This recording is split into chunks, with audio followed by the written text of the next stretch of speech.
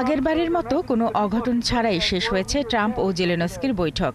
Ukraine যুদ্ধ বন্ধে সোমবার দিনভর হোয়াইট হাউসে ভলোদিমির জেলেনস্কি ও ইউরোপীয় নেতাদের সঙ্গে বৈঠক করেন যুক্তরাষ্ট্রের প্রেসিডেন্ট ডোনাল্ড ট্রাম্প। বৈঠকের এক পর্যায়ে রাশিয়ার প্রেসিডেন্ট ভ্লাদিমির পুতিনকে ফোন করেন তিনি।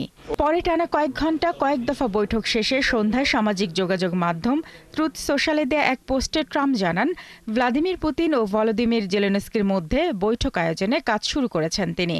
পোস্টে একটি ত্রিপক্ষীয় বৈঠকের কথাও জানান তিনি, তবে কবে কোথায় এই বৈঠক হবে সে বিষয়ে কিছু জানাননি ট্রাম্প। এদিকে পোস্টে তিনি উল্লেখ করেন, সোমবারের বৈঠকে মূল আলোচ্য বিষয় ছিল ইউক্রেনকে নিরাপত্তার নিশ্চয়তা দেয়া।